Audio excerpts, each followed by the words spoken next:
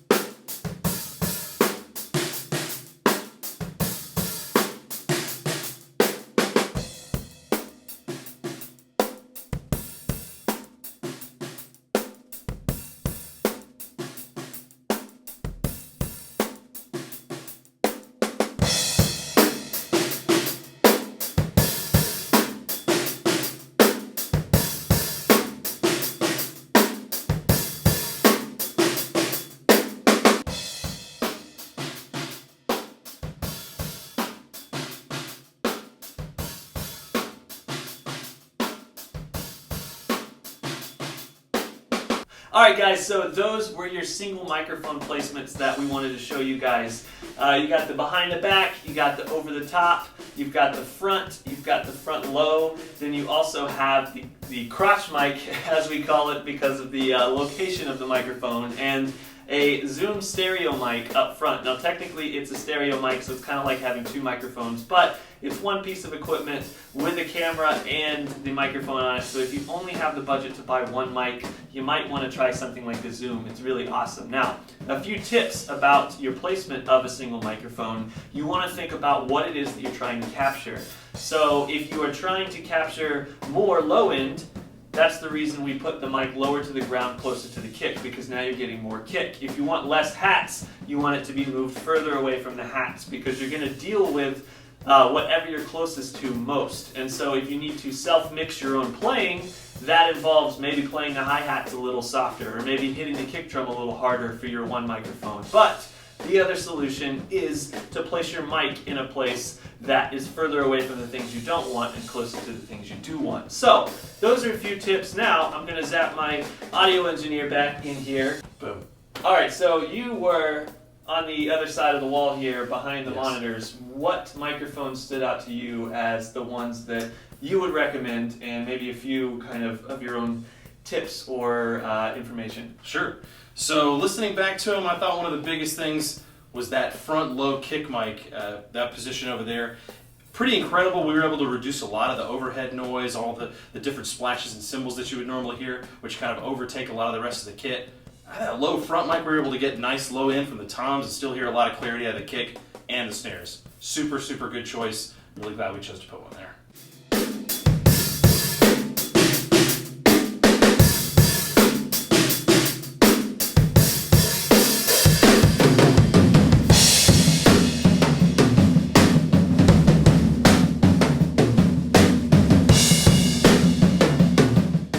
And so the crotch mic, as we call it, that one, I heard you say that you really liked it because it had a lot of tightness and definition to it, but you would probably combine that? Yeah, the unfortunate part about the crotch mic, and it's amazing, if you're looking for a lot of like tight low end, you want to hear that snare, your toms, that's incredible, but we lost too much of the top end for that to be my single mic recommendation.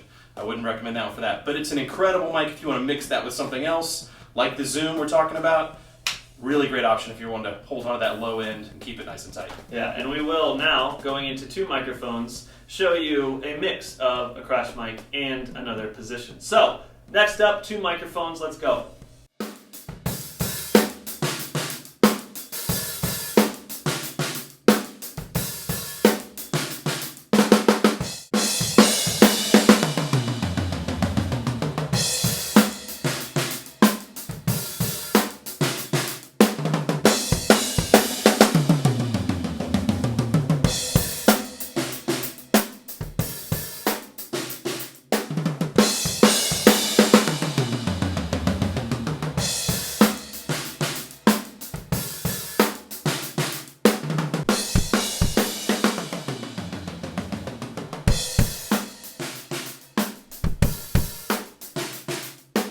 Alright, so two mic setups. Lots of cool things with two mics because you're finally able to get kind of a stereo image. You're also able to use one mic in a location that can pick up more of the low end and another mic in a location that can pick up more of the high end. So you're able to kind of use those. And one of the important things that you want to try and do is keep them in phase. And so if you notice during the quick setup, measuring the distance between the two overheads to the middle of the snare, or the overhead and the rear over the shoulder overhead to the snare, etc., etc. The more that you can do that, the better you're going to get these microphones in phase. And so that's a little trick there. And the other one is just to find those options where you can get more low end or you can get more high end or whatever it is you're looking for. Move your mics around until you find that. And so I'm going to zap the audio engineer over here again and see what his opinion was for the winner. Here. So, Grayson, out of all of the microphones here, the pairs, the ones we tried, which one was your favorite or a winner, you think? Obvious winner, going back through it, we checked them all. This guy. Right overhead guy, right or left here. overhead? Yeah. Yeah, right overhead for y'all, left overhead for us. And the rear over the shoulder microphone, incredible sound, gave us all the low end we still wanted, with giving us still a lot of that nice top end. Yeah, we got the floor toms and the kick punch a lot because it's aimed down towards the kick drum, and then you've got the floor toms right there near it, and so you kind of pick up that high end up there, and you get a lot more beefiness from the back.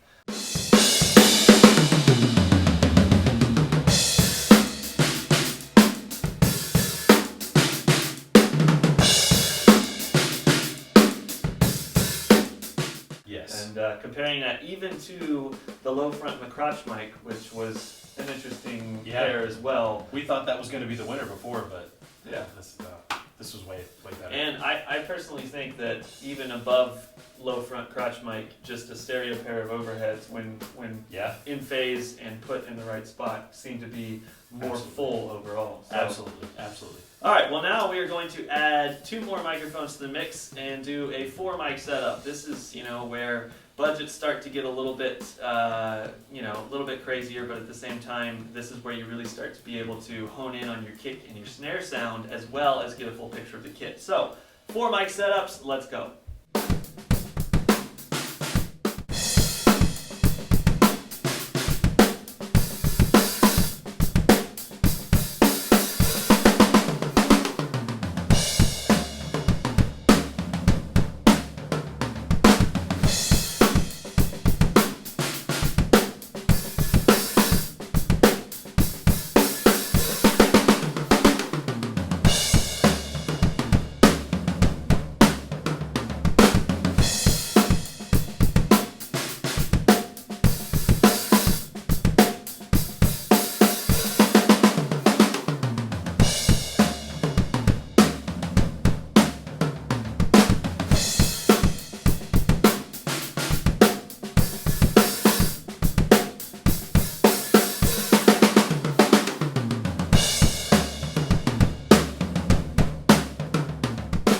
Alright, so 4 mics. Now we're really talking about a setup that can get your whole kit and make it sound really, really awesome. You've got the stereo, atmosphere of having two overheads. You can pan, you can put drums on different sides of the mix in your ears. This is where the budget recording meets being able to record a full kit really well. I mean, they used to record some of your favorite albums with just 4 mics on the drum set. So really, really cool to be able to sit back and try this out. And one of the things that you have when you have 4 mics is now you can do 2 overheads and kick and snare. So you can get a close mic on that snare and a close mic on that kick. And we'll talk to Grayson in a second, but a lot of times we were kind of questioning whether we wanted the snare mic or we wanted the crotch mic, because the crotch mic is close enough to the snare that it's getting that snare sound. So that, and then switching between normal stereo overheads above or potentially the one on the back, there's a lot of cool combinations here. So let's turn it over to Grayson and find out which one he prefers as the audio engineer in this video. Shoo! I'm back. Made it. So Grayson, if Yes. you were to pick one set from this trial we just did, what was it that you were kind of leaning towards? It was super close. At the end of it, we did choose, instead of going with the snare close mic, we went with the crotch mic. I know that sounds super counterintuitive. It's kind of weird. Yeah, like, we finally put a mic on the snare, and you're not Yeah. going to put one on the snare. Yeah, we just missed the toms so much, and the crotch mic brought us those toms back. We were able to use the over the shoulder, which was incredible. We were able to use the overhead right, which was awesome, and then keep the kick in there. Everything sounded really nice, punchy, tight, and it was great. We kept the low end, which was what we were hoping to do.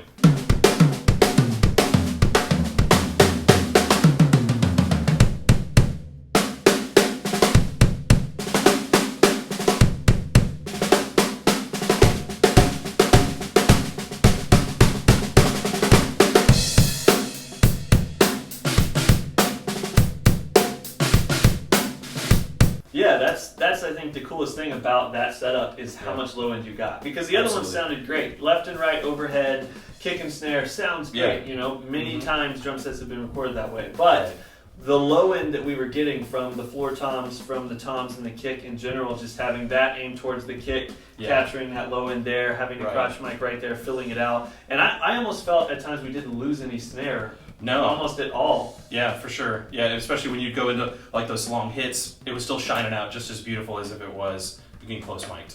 All right, so now we're going to jump on in and do the traditional 8 preamp setup, and we're going to be able to have close mics on some toms. You know, we're going to have a little more fun with this one because we have more microphone choices to put on the plate. So let's check out 8 mic setups.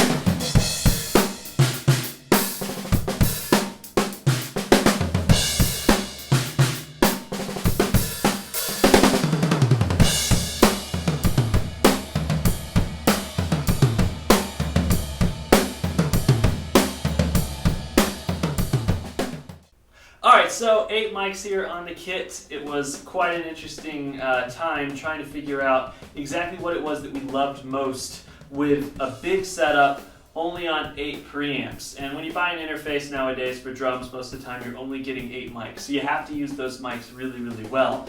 And in this case, it was fun to kind of see whether we actually for sure needed to close mic every tom, or if we could double mic them and mic them in the middle, or did we really want to lose that crotch mic that has been winning the sound battle for all of the other setups in exchange for being able to close mic every single drum? Is the low end that we lost there worth it? If we don't have a mic for the aux snare, is that worth it? You know, if you only have 8 mics, you have to make sure that every single choice makes exact sense for what you're trying to get. And so it was really inspiring to see how great of a sound we could get on a kit this big with only 8 mics, because traditionally you don't have an aux snare, you don't have that second floor tom, and then you have a little more freedom with your 8. But instead, we were a little more constrained, but I was really excited with how it turned out, and we'll see what Grayson thinks about what his final audio engineer perspective would be if he were mixing this drum set. So let's beam him in here.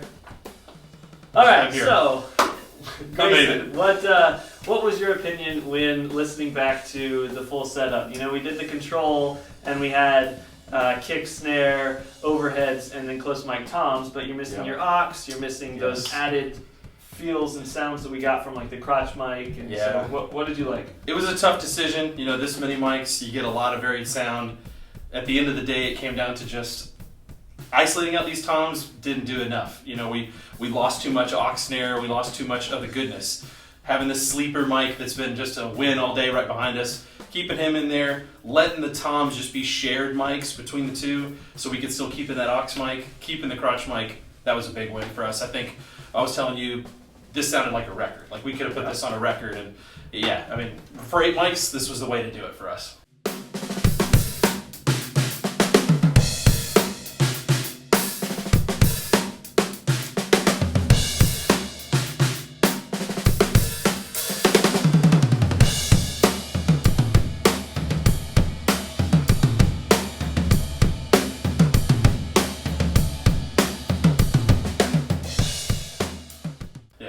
I think one of the cool things about it was just the fact that all you were really missing by not close miking every tom was just a little bit of the low end. So, if you need that low end, then take out your 14, put your 16 right there, and gain that extra mic, and make it work. But if you don't have to have every bit of low end, being able to double mic those drums like that, you can still put a little pan on them, you can put the floors to the side a bit, you can put the racks around, you have that ability, plus the stereo image of the kit you're getting from the overhead there, and then that over the shoulder overhead was really filling it out. And there's a reason we kept those mics here for the whole day. Absolutely. Because they just kept winning everything. Yeah. So, and when we started with them, didn't expect that they would, but definitely the sleeper winners of the day, for sure. And now we get to kind of go crazy and take off the double mics and do close mics, because we're going to go upwards of 8 mics, 16 mics, 12 mics, 13, whatever it is that you have. We're going to kind of show you some ways to just maximize the presence of the kit without sacrificing, because you only have 8 options. So let's check out more than 8 mics.